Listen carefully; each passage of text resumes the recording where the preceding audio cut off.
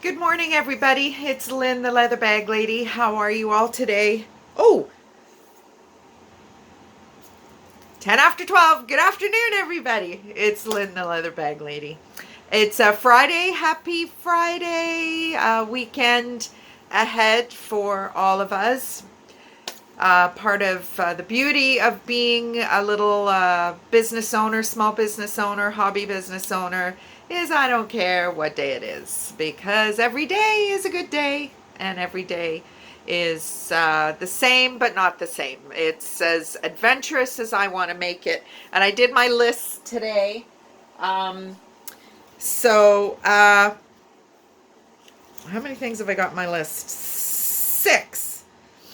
So, shovel the driveway, did that already. Had to move. My house shares a lot with another house in front. It is the bane of my life. The house in front is a rental. It's always been a rental since I've lived here. And every new person that moves in, it's just an absolute shit show. There's problems with the driveway. The driveway is it's just a single driveway, but it's the right of way to my house because I'm tucked in the back. So every time there's a new renter, either them or their friends, family, whatever, just ignore that fact. They come in, pull in the driveway, and then I can't get out. So it's frustrating. And this family don't seem to do that as much anymore. They've been there a year, but they don't shovel. Nobody has ever shoveled the driveway. Nobody's ever helped me shovel the driveway. There is a family member living in the basement, and they seem to put their garbage where I put my garbage. So every week I have to drag their garbage across the driveway to where they're supposed to put theirs. It's such a shit show. It really is. I hate it. It's just one of the reasons that I really would like, if I could pick my house up and move someplace else, I would. My neighborhood's a lovely, lovely neighborhood. And because of that, my house will always probably get a lot more, value than it actually is. But, oh, the people in front are just a constant problem. Anyway, wow, wow, wow, right? So, shovel is on my list. Laundry, laundry, laundry. I don't do a lot of laundry. I just live here by myself. But I washed the two vintage Coach bags yesterday. Wow, what an experience. The tan one with the ink stain. So my learning is the ink stain was from the back out, which I just presumed, which makes sense, but for me, I just thought it was a stain that started on the outside and graduated inside. So when I put it in the water, the ink, I don't know how much ink was, I mean, that little spot was literally this big. It's now like this big because the water diluted the ink that was inside, and it just made the spot even bigger. So sometimes it's best just to leave it alone. I think I probably could have got away with it when the spot was this big. It's washed beautifully, the rest of it. It's drying right now. I need to moisturize the life out of it. So I don't know what I'm going to do. It's pretty useless as it is. So what I'm suggesting is the bag. It's still a beautiful bag. It's still a vintage Coach bag made in the no, that one is not made in the USA. That one, yes, that one is made in the USA. The little black one is made in New York City. The black one, I have no clue what's going on with that. The tea colored water, I smelled the bag. It didn't smell like smoke. The inside pocket has like a red, almost like a bottle of dye broke in it or something. So that bag is pretty well, I don't know if we're going to be able to salvage that. So learning. So the beige one cost me $10. The black one cost me 20. I'm not buying any more vintage bags, porch pickup on Marketplace. That's the third bag now that has been garbage. So no, I'm not doing that anymore. But you know what? That's how you learn, right?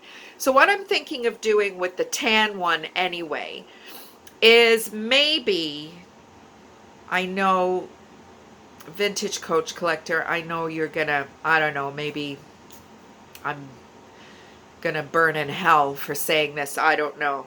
But what I thought of doing was one of two things. Either attaching like a brooch or something, or just getting like a leather flower or something, a patch, and just putting it over it.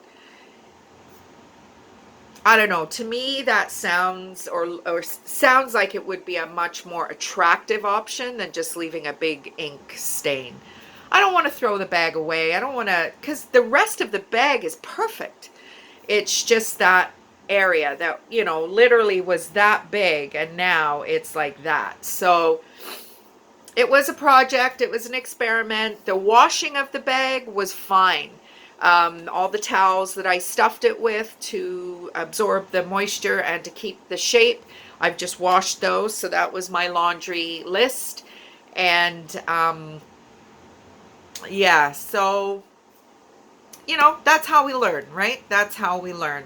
I didn't see the ink spot when I bought the bag, which I should have known because they had other vintage. This was at Salvation Army. They had other vintage bags in a display case, and they were $50, $60, $70. So to get this little one for $9.99, I should have known there was something wrong with it. It's too small for me. I don't know. Maybe my mom might use it. I don't know. We'll see. I'll do something with the two of them anyway. But I'll continue the process. They're not completely dry yet. I've washed the towels. I'm going to dry them. Excuse me. And I will restuff the bags because they're still a little damp. So I don't, mind you, I guess they need to air dry, right? To get learning. This is all new to me. I never, ever dreamt you'd be able to dunk a bag in the sink. But I used Dawn, Blue Dawn soap. I don't know if that was the right thing to do or not, but I see so many people using Dawn for everything and anything. So I thought that would be a good thing to do. Another thing I did with the stain, actually, I watched a few YouTube videos, was I put a little bit of cornstarch on top of it, thinking that maybe it would absorb some of the dye. It didn't really work, but anyway, that was one of a YouTuber suggested that, and it worked for them. So to the bags now. Got some different stuff today. Kind of a bit of a hodgepodge of all kinds of things. So first bag is a South American kind of work bag. It just Costa Rica. There you go. That's where it's from. Really nice, simple black leather top handle. There is a compartment back here. It goes all the way to the bottom. And then this side of the leather is raw, which I always like. The interior is just a, you know, just, will it come out? Yes. So the interior, oh, needs a little bit of a clean, is just a nylon fabric. There's just a little bit of a mark here, so I'll get that gone. There is a key lanyard here as well, and that's that. The strap is not detachable, but it is adjustable, and it's got a decent strap drop, but it's really light. It's a very light bag. There is, I don't know if you can see it, there's a little bit of, just a little bit of white specks on the leather. I have tried to put some dye on it, but it didn't take, so I'm not sure. You can't really even see it. But like I say, I always, I would almost rather my customer be pleasantly surprised than be disappointed, because the returns, I see a message from Etsy and I get like palpitations because I'm like, oh, what's happened now? And the shipping is just still so slow. Like, it's taking over a month for stuff to get to certain parts of the US. It's such a pain. And then, I'll send something, to Manitoba and it gets there in 2 days. So I don't know. Anyway, that's bag number one. Nice little work bag, school bag, whatever you want to use that for. Now, bag number two is kind of cool. I really, really love the color. It's like it's kind of a wash. It's got a distressed look to it. It's got this beautiful kind of saddle stitch accent, a nice hang tag. It's by the sack, a little bead. So it's very boho, very hippie. There's stitch detail there. There is a little bit of darkening on the underside of the strap. It's a very comfy strap, nice thick strap. And zipper top. The interior is just a plain, there's the sack. This is an older bag. I think they haven't done, I don't know, I'm maybe talking out of my butt, but I don't think they've done a plain interior in a long time. It's usually that funky fabric. But I feel that this interior is a much better quality. It's a lot thicker than that really crazy fabric. And like I said yesterday, I have had a lot of experience with the sack fabric ripping just along the bottom. There's a couple, I mean, look at how tiny those pouches are.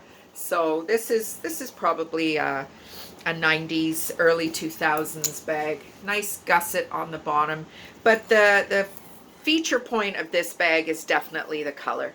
And there's just some rope and leather detail here. It's very, very chic. It does have a distressed kind of vibe. The light's not the greatest in here today. So that's bag number two. Now, bag number three is a bit of a daily driver. This is by Osgood Marley. Don't know too much about this brand.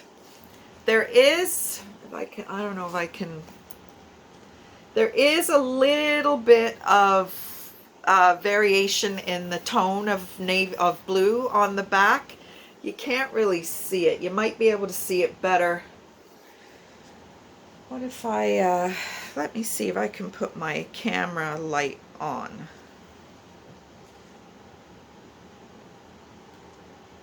Yeah, no, you can't even really see it then. It's just there, it looks like there's some spots that are dark, a little bit darker. I think it's just the leather. The leather has a really soft, almost, it's almost, I don't know, like a velvet. It's weird. It's kind of a weird, beautiful bag. Lovely, lovely colored blue. It has an interior wallet, which is always a big hit with the bags I used to sell at my pop-up shops anyway. Lots of card slots. So this is a newer bag as well. 2000s. There's your Osgood Marley, and feel the difference. Yes, and you really can feel the difference. There's a back zipper. It goes all the way down to the bottom. Just, again, like I said, a daily driver. There's another pocket here. So lots of compartments inside, zipper on the outside. Just, just a nice little bag. And when you're dealing with bags like this, I feel that, this could be any bag on the street. Let's face it. It has a little bit of age just because it has a little bit of age. There's nothing really unique Oh, the leather smells so good.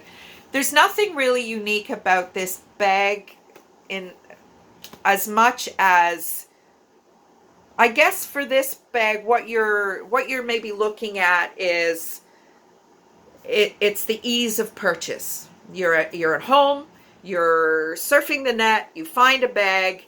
It has the interior wallet isn't something that comes along every day, I will say. I mean, is somebody specifically looking for Osgood Marley? Maybe they are. But I feel that this is just one step easier than you going to the mall or going to Marshall's or going to, it's been cleaned. Um, you know, you're getting to shop from your living room. Shipping is included, as always, with all my bags. You know, would you pay, I think I've got this listed for 60, I don't know, I can't remember, 57, 67. I mean, would you pay this at Marshall's, whatever? Yeah, you would. So, it's, I've got a couple of these bags. They're not as popular today as they were, you know, kind of early 2000s, late 90s, but beautiful brand, very nice brand. Now, this next two bags are kind of different. This is a very, very unique bag. It's a Korean brand, I believe. They have a little heart kind of thing, very similar to the Victoria's Secret. It's Shui Mima. Says it right there. I googled it. It's all in Chinese writing or Korean writing or whatever. It's just so funky. It has this kind of metallic paint added to the, it's almost like potato sack material. There's some metallic red, silver, gold, bronze. It has gold and silver tone hardware. It's a bit of a mishmash. This is leather. This is leather. This is leather. The part of the strap is leather. This is black. This is brown, dark brown. The strap is detachable. It's adjustable. There's a pocket on the back. It's just a very short little pocket. This opens up in the front. So if you take this off, it opens up and there's a pocket under here, which is another little short pocket. So if you want something really, really unique, then this is definitely the bag for you. It's huge inside. There's a pocket there with a zipper. There's a zipper here in this pocket. There's some very small slip pockets here. And it's just a huge, look at the size of that. It's just huge. There's an inspection little tag here. Just very, very, very unique. Very unique. Never seen anything like this. So you can use it top handle or you can have it. It's extreme. It's like a 27-inch strap drop. It's really long. Just super, super, super different. Which I think is what Etsy's all about. Which is, I like, that's what I like about Etsy. So, speaking of different, I picked this up the other day. So this is a little satin and leather bag by a company called Bronte Bay Paris. So it's two young ladies, I think it's two girls. Maybe it isn't actually. They started out, I'm not sure where they started out, but they ended up moving to Paris and creating this line of fabric and leather bags. It's really, really unique. Not you know, not an everyday bag by any means. Lining is a very nice pink, like a rose pink satin. Beautiful. A little bit of a pen mark there. Let's see if I can get that out. There's a slip pocket here, a zippered pocket here.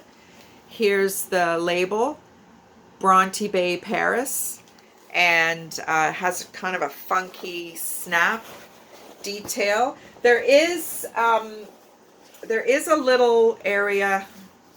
Let me just show you. So this snap, it kind of faces itself and snaps like that. So just a little different. There is, well, I thought there was a little mark. Maybe it was just the way the light was hitting it. Oh, maybe it was. There's, I don't know if that's a little pull or if it's part of the satin that they've used, but I've disclosed it because, again, I would rather, you know, you get it and go, oh, that's no big deal, than get it and go, oh, there's something wrong with it. These are strictly just for decoration. I mean, they do open up, but it doesn't do anything. It maybe gives you an extra half an inch there, but and we could all use an extra half an inch, right? Sorry. Sorry. I hope my mom's not watching. So there we go. That's my last very little slimline. I see this being worn to like a wedding or a gala, something where somebody's wearing a big cape, and this is just you know, big enough that you can actually get some stuff in it instead of those crazy little mini bags. And actually, the mini bag craze that is on right now, they're actually not bags. They're pouches for the AirPods. So I was watching Karen Britchick. She does Where Did They Get That in New York or something like that. And it's a fantastic series. She does seasons where she just walks around New York and stops people and asks them where they got what it is they're wearing. So obviously they're wearing something noteworthy, otherwise she wouldn't be stopping them.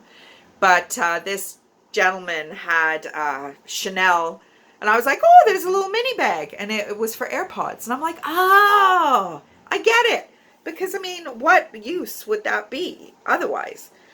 So that's my bags for today. So I had a few. What did I have? 1, 2, 3, 4, 5 today.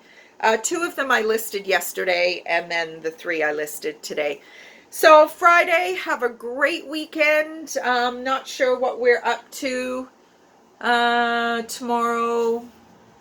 I don't know. Sunday we might be going to the trailer. We have to get the propane tanks recertified or something like that. The trailer that is on the site right now is being taken away and moved in preparation for the new trailer. Not my trailer, it's Bruce's trailer. But you better believe I will be there. And just waiting, just daydreaming about what my eventual setup will be. You know, whether I keep this little house and try and have some kind of trailer somewhere. My girlfriend Karen moved back to New Brunswick, and I was messaging with her this morning, and apparently you can buy land there and put your trailer on it. I don't know that for 100%. Can't do that here. The government will not allow that here. I don't know why. It is such an amazing solution. And I get it. We've talked about this before. The whole trailer trash, park trash thing, whatever. And I understand that. I do. I mean, I don't want to live in a park. I mean, Bruce's park is not bad. Just, you know, you get your cliques of people. Like at Bruce's trailer park, it's like Mechanic's Garage. You know, they've got their quads, they've got their four-wheelers, they've got their golf carts, and it's like a mechanic's garage all day. And, they're screaming around, and I mean, it's kind of up a ways, and there's always trailer spots available around them at the end of the season, because, it's family, and they're a different nationality, and you don't, not that that's a problem, but they're talking in their language, and, like, I don't know. I don't want to be in trouble for being prejudiced or whatever, because I'm definitely not. But I mean, if people are in the trailer next to me, I want to, I want to speak English. Were you talking about me? Or which they probably are, because it is me. But anyway, so that's the weekend. Who knows? I don't care. I go for the weekend. Whatever happens, happens. It's great. I don't have to think about it.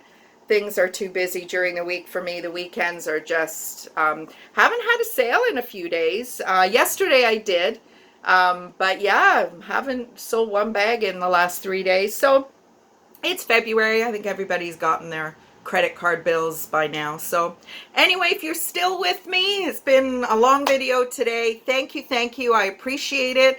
I don't know if it makes a difference if you thumbs up or if you subscribe or whatever. I'm not interested in that. I just like talking to you guys. I'm not looking to make this any kind of monetized whatever. I just like chatting with you guys. So on that note, have a great weekend, and I will speak to you all on Monday. Bye now.